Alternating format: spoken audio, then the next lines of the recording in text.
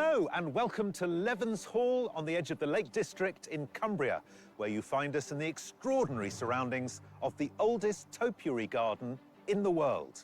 This fairy tale landscape with its centuries-old trimmed and sculpted trees is a setting for today's ultimate artistic challenge. We're putting the manic into manicured. It's the grand final of Landscape Artist of the Year. In this series, we've travelled the length and breadth of the country, putting the skills of 40 talented artists to the test with some fiendishly difficult views. My worst nightmare. Oh, good! I'm thrilled for you. And I'm also very sorry. From magnificent feats of design and engineering to more traditional bucolic landscapes. It's bloody green, but, you know, England is bloody green. And through it all, 3 artists have outshone the rest. Alicia Enfield. Thomas McGregor. Afshin Nasir. And now they face their final challenge of the competition. So how do you feel about today? I'm excited, yeah. But ask me again in an hour and we'll see.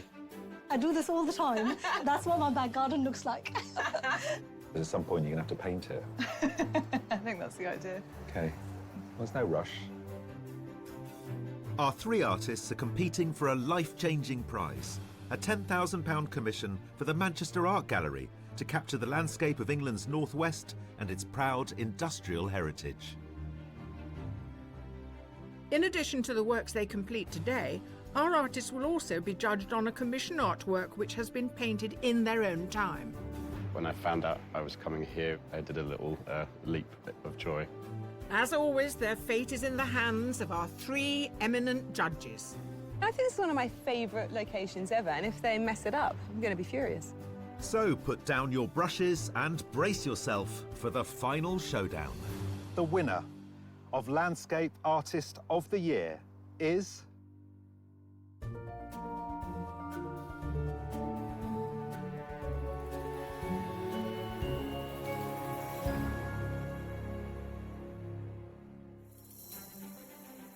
Here, in the majestic gardens of Cumbria's Levens Hall, 3 artists are arriving for the final round of this year's competition. Competing today are 2 professionals, Alicia Enfield and Thomas McGregor. It doesn't really seem real that I'm here in the final. I mean, it's highly possible that I do a terrible job, but I don't think I will today. I think I'm feeling very confident. Feeling pretty pumped about it, actually. I've still got all the nerves, but I think it's just about enjoying the painting. And our 3rd finalist is an amateur artist, Afshin Nasir. Well, it's the final. I do go through this emotional roller coaster whenever I start a painting, even if I'm not competing in anything. So I'm in competition with myself.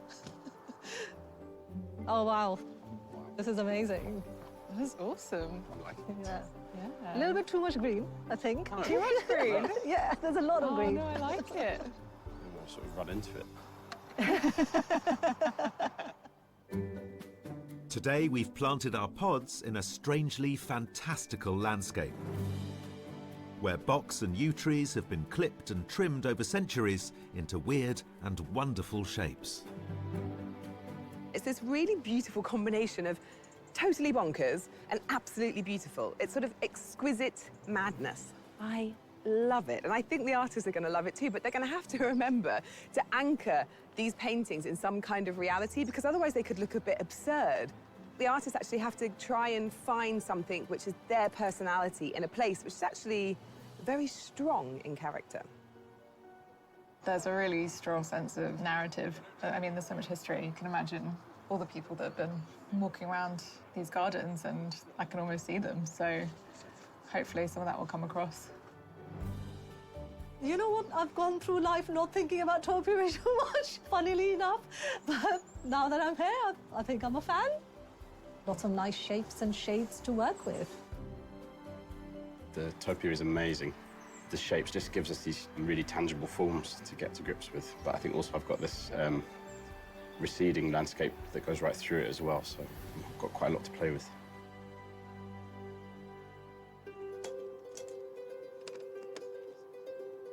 Artists, welcome to the wonderful world of topiary. Your final challenge is to create a truly tremendous work of art, as by the end of the day, one of you will be leafing with a £10,000 prize commission.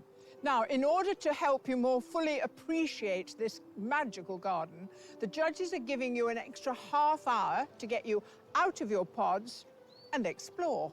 The very best of luck to you. Just don't shrub the judges up the wrong way. Your time starts now.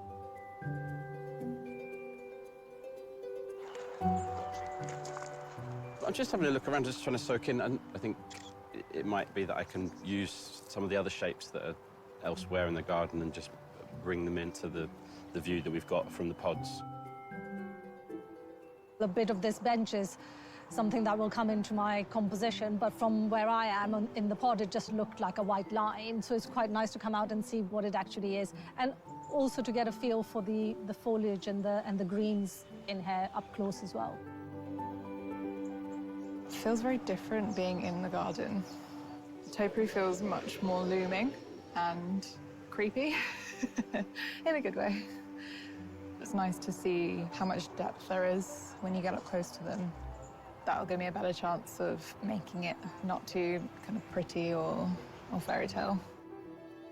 Safely back in their pods, it's time for our artists to start planning their composition.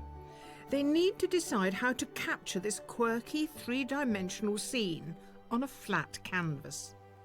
I don't always paint every single thing I see. For me, it's more about the shapes, the colors, just how different things just merge together and look something like the scene I'm painting, but not necessarily realistic depiction of it. Afshin Nazir gained her place in the competition with a painting of Windsor Great Park, and went on to win her heat with a romantic depiction of the landscaped gardens at Compton Verney. Afshin's painting's a little treasure, isn't it? I mean, it's intense, it's brooding. That sky tells the story of all of the skies we had today. Just a very convincing capsule of this landscape. At the semi-final, Afshin's atmospheric fourth bridge saw her through to the last round of the competition. What we like about Afshin's work is this kind of discrepancy between the mark making and what it suggests. And I love the mood, I love the colours, and in its abstract composition, I think it's very strong as well. But today, she's bringing in a more mathematical approach. Afshin, I can see that geometry's come to the fore. There are a lot of lines. There are. I just like to think about where I place things a lot before I start painting, because it's not necessarily about just like painting topiary or whatever. It's the interaction of the different shapes. You've gone right up against one or two of the heads, so to speak. I don't want to capture everything. I want to get a sense of the shapes. I just love the way the two trunks are kind of one in front of the other. And I've gone vertical because of the trunks, because I think it just gives that sense of just really tall topiary. Well, I can see what you're doing now. Let's hope I can see what you're doing by the end of the day. Yeah, let's hope so. Let's hope so. It's such a pretty view, and that does worry me on the surface because it does have a fairy tale quality, which could be quite sweet and boring in a painting. The problem is that I quite like fairy tales, especially darker ones. Alicia Enfield is a professional artist from Buckinghamshire. Her submission depicted a huge fire burning in the landscape, but she won her heat with a cool, otherworldly painting of Cornwall's Eden Project. Alicia's painting is just so atmospheric and intoxicating, and I think she took the biome somewhere different. I mean, they're futuristic, they're alien. They almost look like a kind of animalistic shape. At the semi-final, Alicia once again brought a sense of eeriness to her work, creating an unsettling vision of the fourth bridge. There's a dark malevolence that I love about Alicia's painting. There's always something in it that's not quite right, that makes you feel slightly uncomfortable. And today, she's faced with a landscape that already has a distinctive atmosphere all of its own. Alicia, I was talking earlier about, who this would suit, and actually you were very much top of the list. It's sort of spooky, historical, weird shapes. It's just sort of, yes? Yes. That all sounds right on my screen. But you haven't started. You haven't made any marks. It seems with you, a lot of it takes place in your head. I think it probably is mostly in my head. Great TV. I love it. It's mostly in your head. When you walk through the gardens, what's stuck in your mind? They look like quite solid shapes from here. Yes. And when you get into the gardens, there's like coming through the topiary, which I couldn't see from here, is quite magical. So interesting, the light was a way into a sense of the place. Yeah. You've now drawn a rectangle, Yes. and there's two tiny marks in that rectangle. When are you going to start painting, do you think? When you're ready. Yeah.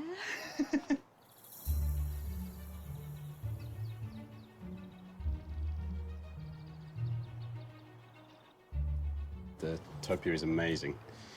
I'm sure that some of the shapes are intended to have a certain thing that they represent, but some of them would have happened quite organically because of the way that they need to be pruned. And, you know, every now and again you lose a branch here, and what was a rabbit becomes a guinea pig or something. So there's a narrative there anyway. Thomas McGregor is an artist and horticultural therapist from London. His evocative portrayal of a nighttime truck stop in Bolivia gained him a place in this year's competition, and he won his heat with his energetic painting of the Eden Project Gardens.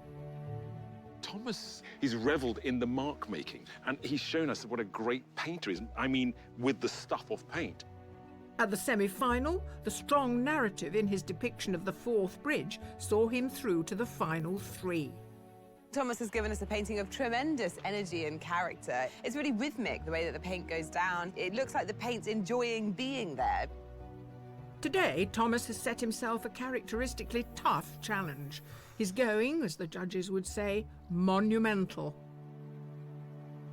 Well, Thomas, a large canvas. Yeah. And an amazing setting. Yeah.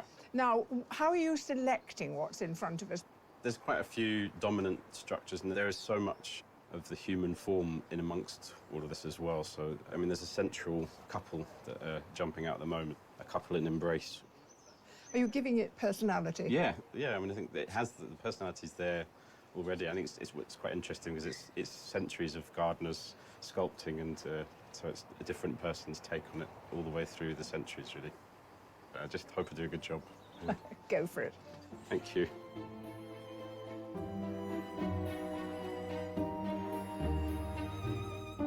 Have you ever seen anything quite like this? It's completely surreal, but it suits all three of our artists, I think. You know, when you think about Afshin and her love of symbolism, she's going to find loads of symbols here, and there's enough malevolence and sinisterness for Alicia as well. And the colour, I mean, green and, you know, he'll throw a bit of red in for Thomas. Yeah, and what I'm really excited about is that they've each got an opportunity to shine, and they're all three strong painters, and we've given them something with such character, and yet I really feel quite sure that we'll get their character in the paintings too. It's hard, isn't it? It gets harder each year. It does get harder each year, but then again, it's a big prize, you know, we've got to be tough. With the judges promising tough love and 1 hour already gone, the artists need to plan their remaining time carefully. So I've just started drawing out some of the initial ideas I had, but I think I was just too excited by the topiary as a whole.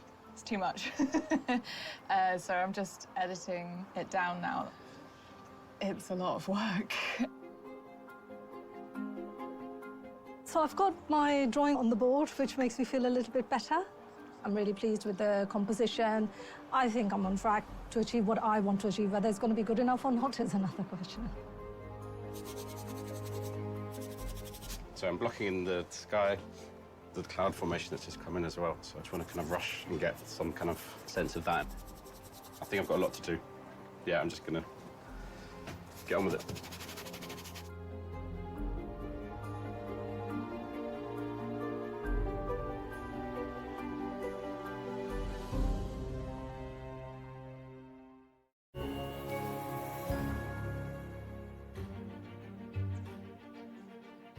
In the beautiful countryside of Cumbria, 3 artists are facing their final challenge of the competition, to create a winning painting of the fairy tale gardens of Levens Hall. And finally, Alicia has made a start. Alicia, We have some paint on the canvas. I did a jig to celebrate because there was for an hour nothing. How were you spending that time? I guess working out what it was I needed to be there. So you've got this path, a couple of the big boys over here. Yeah. You've really left plenty of room for the sky. The light has been one of the factors that I can't move past, so I needed that to really be one of the stars of the show. It's part of the storytelling, isn't it? Definitely. It's all part of this sense of other times overlapping with the present, and I think that is so present here. Yeah. I feel a lot of pressure to do it justice now. Just enjoy it. Very easy for me to say, I know. No, I will. Thank you.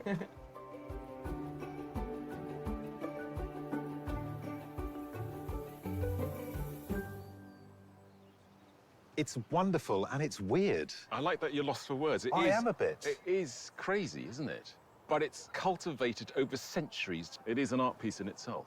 Yeah, I mean, I think that's what's interesting. You can either look at it as a beautiful English garden with some lovely flowers, or you can look at it as a series of slightly spooky forms. It's like another world. They're trees, but they're not as we know it, Jim. No, which is perfect for, you know, an artist trying to find a narrative. You don't really need to find one here. It's all here, isn't it? It's all here. Yeah. The difficulty is finding the treasure in all the green. It's finding sort of shifts in tone and colour to make the painting work and sing as a whole. I mean, it is Landscape Artist of the Year. This place has been landscaped to within an inch of its life. So what more fitting venue for a final?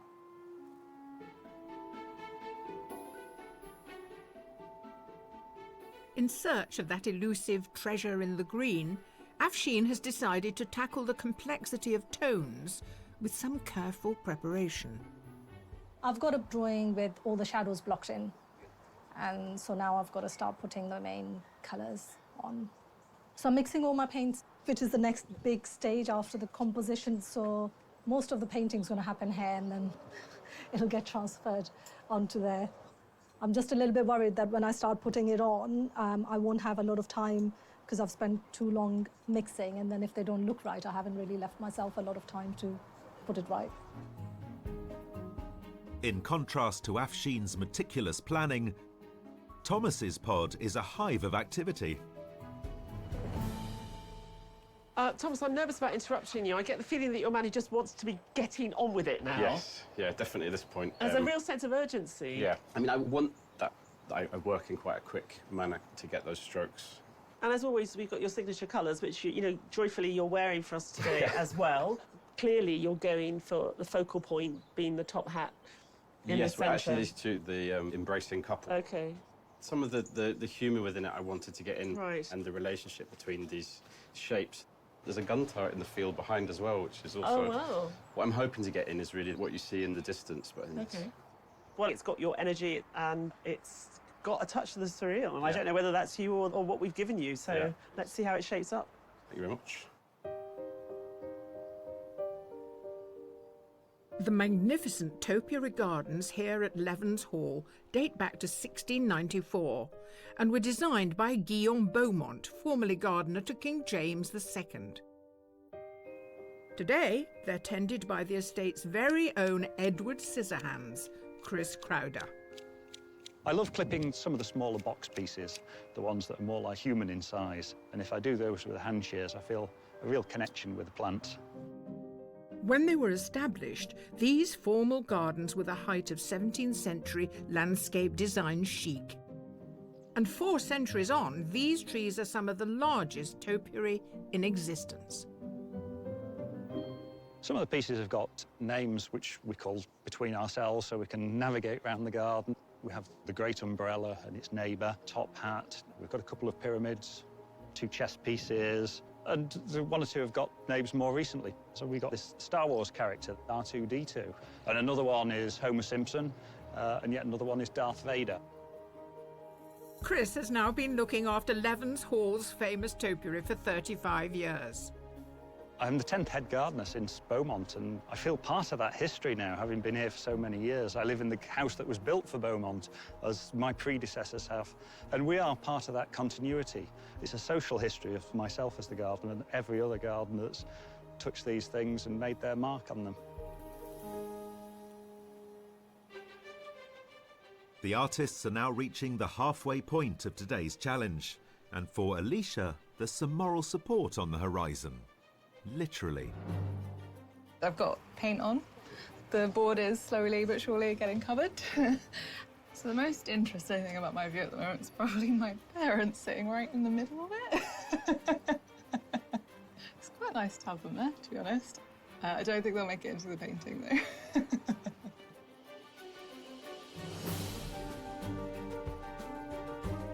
I'm panicking a little bit because I feel like I've spent too much time mixing paint and not putting it on. But hopefully in the next half an hour, I'll feel better again once I start blocking it in. Yeah, not good.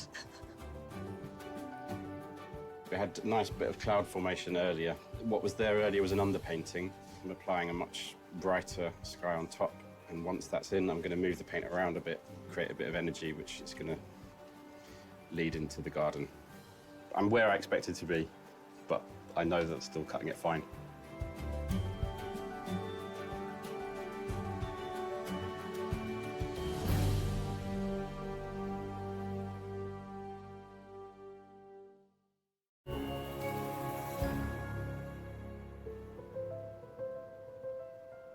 Amongst the centuries-old topiary of Levens Hall in the Lake District, our three finalists, Afshin, Thomas and Alicia, have now been on the go for 2 hours. At the moment, I'm very conscious that the atmosphere and the narrative are maybe going too far towards the fairy tale aspect for me at the moment. But I think once I get the topiary in, it's going to be such a dark presence that it will help to balance that a bit and give it an edge.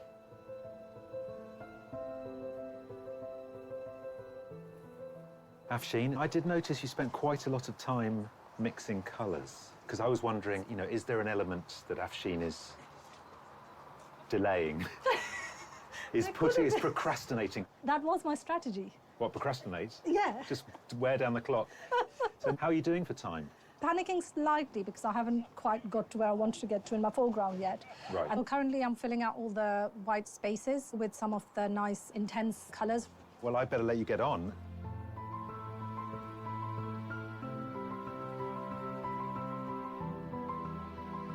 I've got a lot to do, so there's bits that I was thinking about blocking in earlier, which I chose not to. And now I'm wishing I had, but it's too late to go back and do that.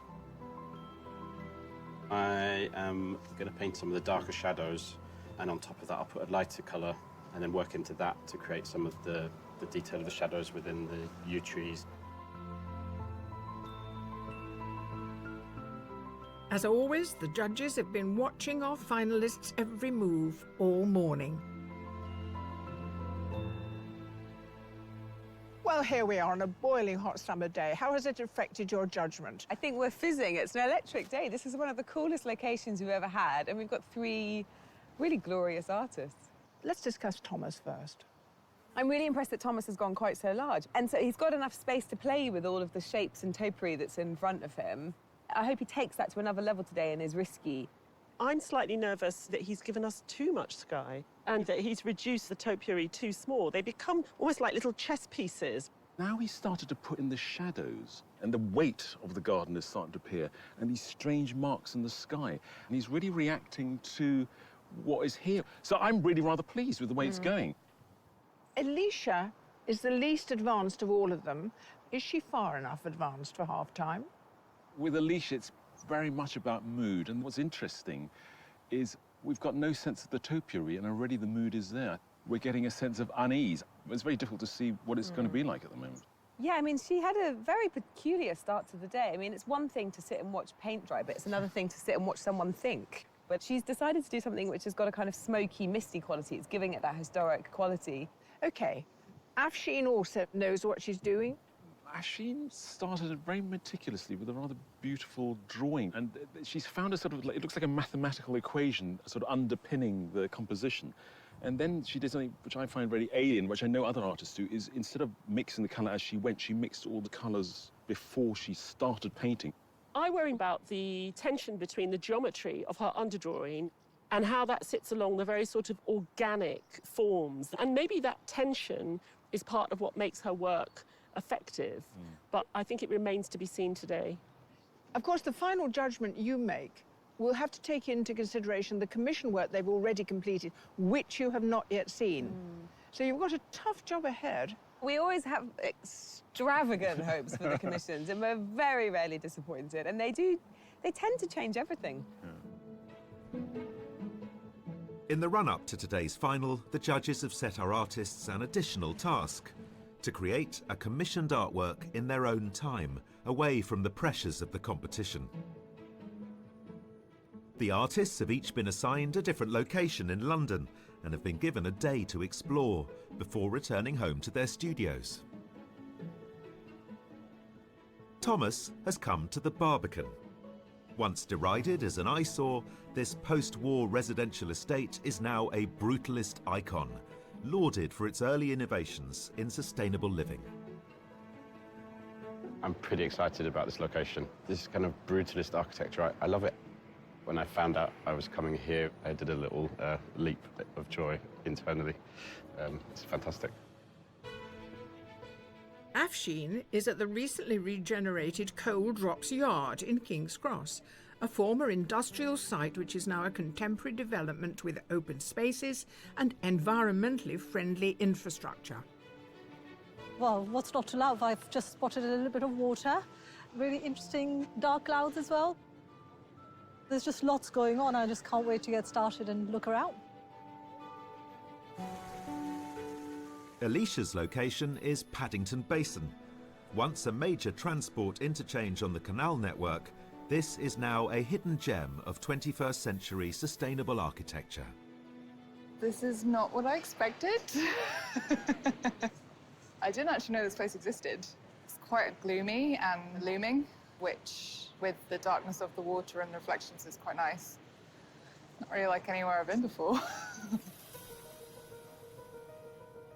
The artists have been given free rein to choose any view within their location. But the judges have a surprise challenge for them. Your commission is to capture a view which reflects the focus on environmental sustainability. Which reflects the focus on environmental sustainability that lies at the heart of the new development. I hope you enjoy your challenge, the judges. Okay. I think this makes it more challenging, but I think I can do it. Afshin has come to one of King's Cross's former gas holders, where one of these relics of the industrial past has been repurposed into a garden. So I've just found this amazing structure, which looks like a coliseum, really. And then I'm focusing on one of the pillars because there's a beautiful sort of metal structure there. And then behind it is this old water tower. And there's a little bit of shimmering water and lots of clouds in the sky. So I think I found my view. Built over half a century ago, the Barbican's efforts to increase its green spaces have made it an oasis at the heart of the city. I've come down to this beautiful lakeside area behind me and I've turned my back to it. At the moment, I'm just looking up at these huge jutting structures. This is like one element of what I think will be the much bigger piece. Alicia has been taking a look at some of the award-winning sustainable architecture which now overlooks the Paddington Canal.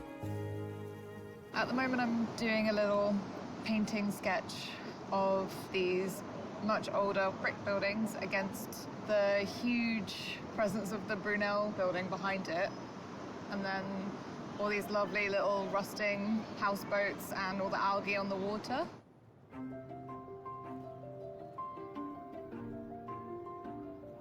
I'm hoping to achieve quite a dramatic statement, I guess. The specific challenge that I've been set by the judges, I think it's hard to do a landscape painting without thinking about the environment, without thinking about sustainability. I think it should come naturally, I hope.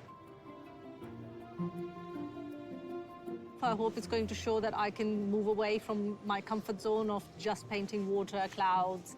So I think what I've chosen kind of speaks to the past, how it's being reused. So I think all of that combined with a little bit of my style, hopefully should make for an interesting painting. Keeping in mind that the brief was sustainability and regeneration, those terms can often seem quite cold. Now that I've spent a bit of time here and seen the hustle and bustle of life and the old meets new, I think there's a lot of scope there just in those two things meeting. So feeling a lot more hopeful than when I got here today. Having spent a full day exploring their locations, our 3 artists will now have 2 weeks to complete their commissions.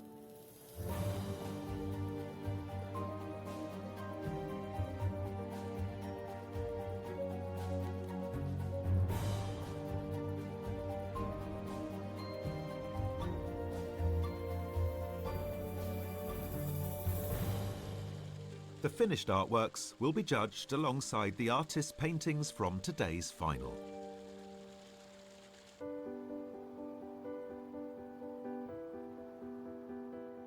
Meanwhile, back in the topiary gardens, in one pod, there's finally been some dramatic progress.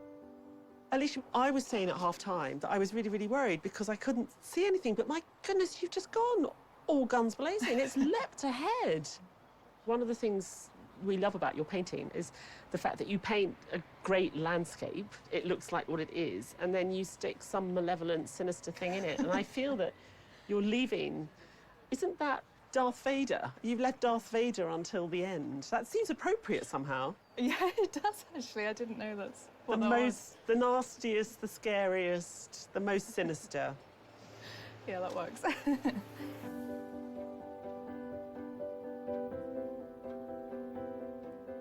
When I was talking before about some of the landscape which disappears sort of off into the distance, drawing that into the painting, I haven't really addressed that. So I need to kind of just define that, and then maybe it'll start to take a bit more shape. At the moment, it's just lots of loose blobs.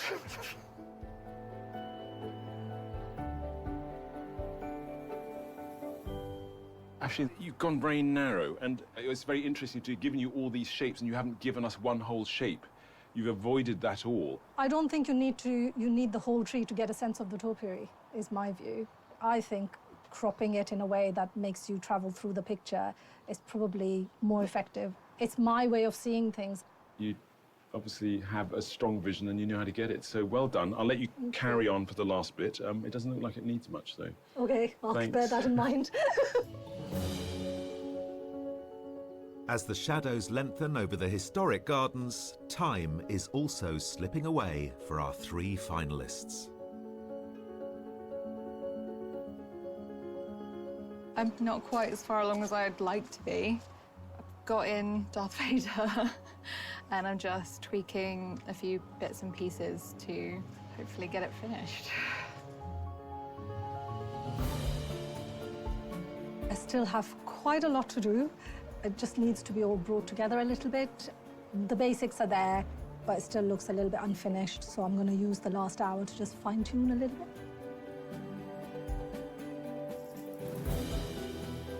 The time that I have is what's worrying me. Got a lot to do. I'm trying to bring more of the shapes into play. They're just all a bit sort of standalone and not quite talking to each other at this stage. I'm kind of unsure about everything at the moment.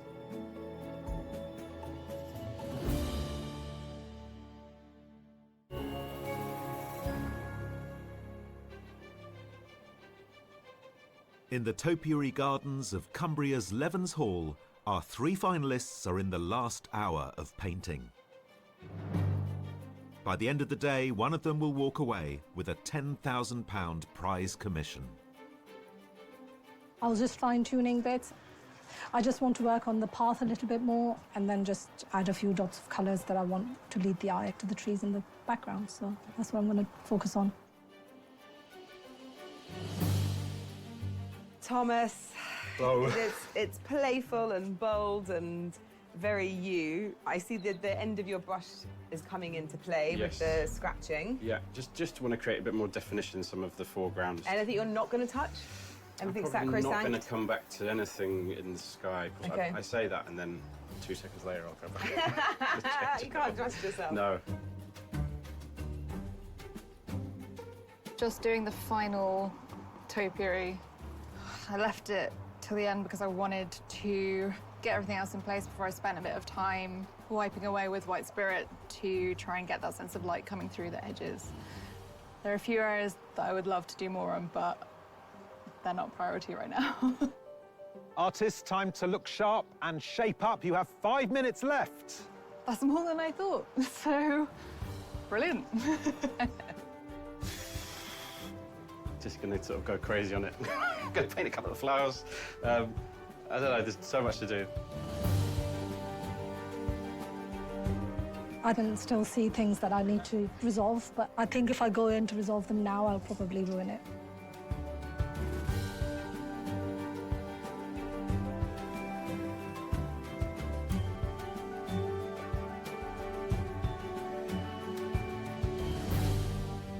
Artists, for the very last time this series, your time is up. Please put down your brushes and stand away from your work.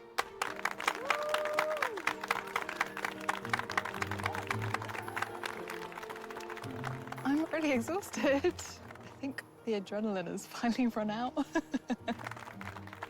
I feel very strange to finish, but I'm feeling good. I'm feeling okay.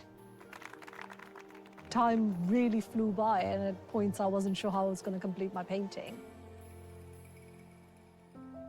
As the artists finally relax, it's time for the judges to scrutinise the day's finished paintings and get to see the commission artworks for the very first time. Oh, my word. Wow. Oh, each true to type, you know? Yeah. Yes, you're right. They've kept to their style. They've been ambitious. But there's some surprises here for me. Should we have a look at Thomas? Yeah. It's really exciting to see an artist just crank it up to number 11. Where are we? A kind of utopian, futuristic society that has reclaimed Mars? It's really powerful. The main thing I focused on was just the way that the building was built. It was built to last. It's almost like an apocalyptic scene of the kind of greenery taking over. What I love is that sort of horizontality of it all, but the building still feels very freehand. And am I going mad, or does the whole thing sort of bow? Yes. Which I think is also part of giving it that energy. When I look at what Thomas did today, I think that he was right to go large to create breathing space. And I really like how he has shown the kind of absurdity and sort of personality of the topiary without taking it too far. I wanted the large canvas to enable me to have this sort of variation of scale, and I'd hoped for there just to be a bit more of play or relationship between the trees, but I don't think that really came across. I loved Thomas's treatment of the topiary and that sort of ridiculous toy town kind of feel that he caught. I did feel there was a sort of weight from the garden which he's done away with by giving us that much sky. Alicia's paintings, for me, often become sort of scientific or futuristic, and this actually shows us that she can kind of paint contemporary London but still imbue it with a very strong atmosphere. So misty, isn't it? It's almost like a sort of warning about climate change or something. I'm pleased with the commission painting. I think it shows a different side of what I can do. I haven't painted a cityscape in probably 10 years. What I love about Alicia's work is I'm not sure if I'm in the past or I'm in the future. I'd say Alicia's painting today is kind of interesting. She was the one artist we thought, oh, she's going to really respond to this garden. And then I wonder, in a sense, whether that also became a burden, that there was so much expectation, because what she's produced and the tones she's used take it back to a very traditional sort of painting. I'm not sure how I feel about the painting I produced today. I guess there's always going to be a sense that you wish you could have done more. I think it's probably a good thing in the long run that I couldn't. Because this is so sort of organic and beautiful, somehow the mistiness sort of does make it quite pretty, which we haven't seen from her before. But I think that she's created a very striking painting today, despite the fact that it's got such a reduced colour palette. Afshin paints things on her own terms. In fact, all our artists do. The sky is just glorious. And of course, she's got her water, which she loves. She's really brilliant at reflection. So in my commission, I decided to compose it to incorporate some of the gas holder structure and the water house at St. Pancras, and then some of the water as well. And I think bringing all those elements is quite out of my comfort zone. It's got the romantic light, it's got the warmth, but in trying to render the buildings, she's become a bit tighter, and she's kind of done herself out of the luscious brush marks. But I thought today's painting of this garden was extraordinary, that we've given her all these sculptural shapes and not one of them has been rendered completely, but it gives us a sense of the mood of the place. Usually I have a very specific style of painting sky and water. I've still used my style, so I'm hoping that they'll see that I'm able to paint a variety of things, but it still looks like my painting. You feel the richness and the intensity of the space that she's taken us right into. Very intelligent way of using the pathway at the bottom. She doesn't fall straight into the green. Yeah. I keep thinking about what painting I would stop and look at if it was in a museum. But what I'm really excited about is that when you get three very distinct personalities. Different personalities, it makes it much harder for us as well. Yeah.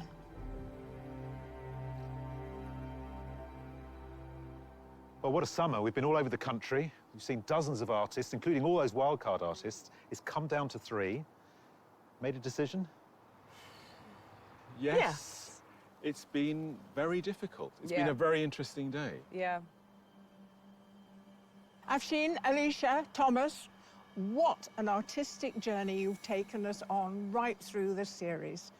Each one of you is inspirational, and to say that we admire your talent, well, it's an understatement.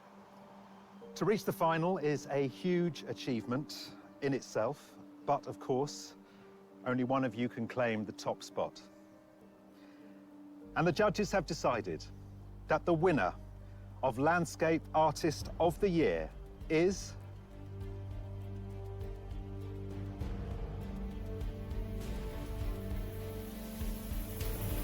Alicia Enfield.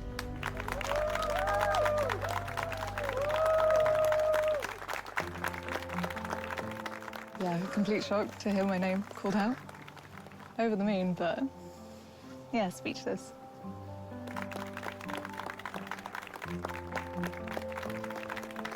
I'm feeling quite emotional about it. Mostly just shock. Okay. Well done! Obviously, it's a smidgen of disappointment, but I can see Alicia's a worthy winner, and it's just given me a huge boost in sort of, you know, my style and what I do, and I'll just continue doing more of it. Really enjoyed the process. It's been great. Well, I don't know why I enjoy the pressure, but it's put a little spring in my step. Yeah, it's great.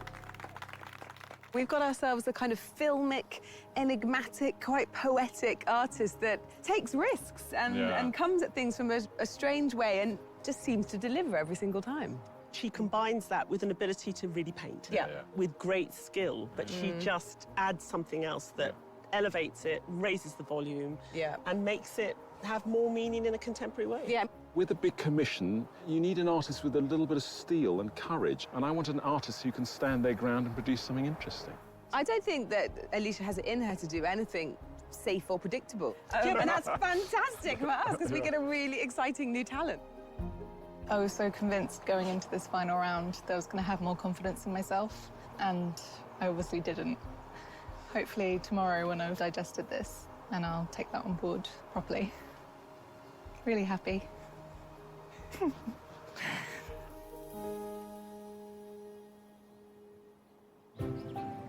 Next week, Alicia's journey takes her along the Rochdale Canal, with its unique views of the landscape's rugged beauty and its proud industrial past.